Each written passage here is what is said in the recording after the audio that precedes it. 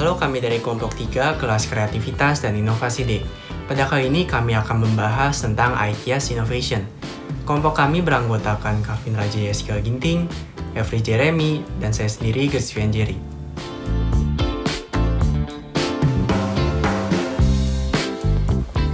Nah, ini merupakan produk life cycle dari IKEA.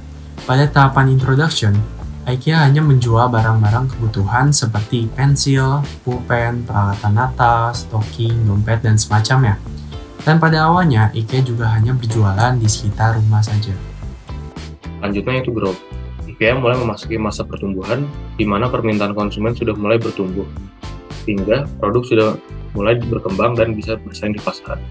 Lalu ada tahap maturity. Pada tahap ini, IKEA sendiri telah memiliki kestabilan finansial yang matang. Terlihat dari perkembangan mereka yang awalnya hanya industri furniture dapat berkembang menjadi retailer makanan juga. Selain itu, mereka juga telah berkembang dan menyebar dari yang awalnya hanya berlokasi di negara Swedia, kini ada di berbagai negara lainnya. Penyebab keberhasilan dari IKEA. Yang pertama, menjual furnitur sebagai barang rakitan. Furnitur rakitan ini telah menjadi ciri khas bagi IKEA dan juga menerapkan konsep DIY atau do it by yourself kepada para pembelinya. Dengan menjual produk rakitan ini juga memiliki keuntungan bagi IKEA, yaitu mereka bisa menghemat biaya pengiriman, produksi, distribusi, dan juga memiliki tempat penyimpanan yang lebih banyak.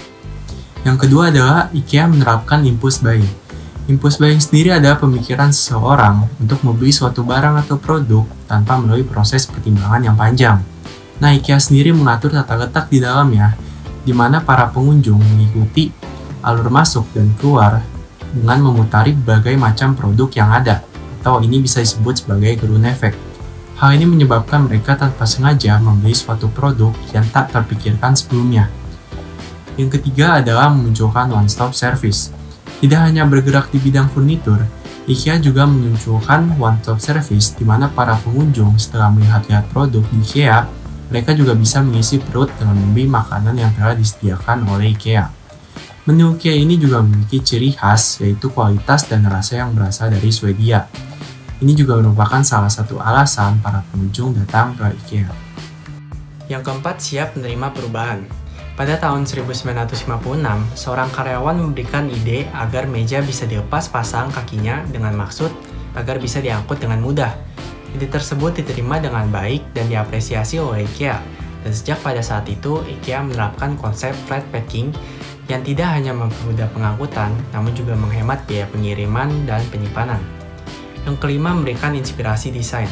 Saat memasuki IKEA, Anda akan melihat berbagai ide-ide desain menarik yang sudah ditata dengan baik. Ide tersebut bisa dijadikan inspirasi untuk Anda di rumah dan tentu saja akan lebih bagus dan mirip apabila Anda menggunakan produk dari IKEA. Ini juga merupakan salah satu interest dari IKEA untuk mengajak orang-orang datang ke sana. Yang keenam adalah percaya pada proses. Dimulai dari berjualan barang-barang random di sekitar rumah pada umur 7 tahun, Ingvar Kamprad berhasil membawa hasil kerjanya menuju kelas internasional. Beliau memulai IKEA dari yang bukan apa-apa, jadi toko kecil dan toko besar yang berada di seluruh dunia. Salah satu quotes yang terkenal dari beliau adalah, "Time is your most important resource. You can do so much in 10 minutes. 10 minutes, once gone, are gone for good." Pada bagian ketiga, apa saja 5 discovery skills yang digunakan perusahaan IKEA? Yang pertama adalah questioning atau bertanya. Hal ini bermula akibat mahalnya harga furniture di Swedia, sehingga muncul pertanyaan, bagaimana cara untuk meminimalisir biaya sehingga dapat menguntungkan bagi kedua pihak? Perusahaan IKEA pun mencoba memangkas biaya produksi dan distribusi melalui furniture yang dapat dibongkar pasang atau DIY, sehingga tidak memakan banyak tempat penyimpanan dan hemat biaya pengiriman. Lalu yang kedua adalah experimenting. Experimenting yang dilakukan perusahaan IKEA adalah dengan mencoba memberikan pengalaman-pengalaman baru pada konsumennya. Salah satunya dengan mengenalkan aplikasi augmented reality atau AR milik mereka. Lalu aplikasi ini, konsumen bisa memvisualisasikan barang yang mereka inginkan di rumah sebelum membeli. Sehingga konsumen dapat memastikan apakah produk yang diinginkan sesuai atau tidak. Contohnya dapat dilihat pada gambar di samping. Lalu yang ketiga, associating. Akibat meningkatnya kebutuhan pelanggan, IKEA terus membuat koneksi di berbagai jenis bidang.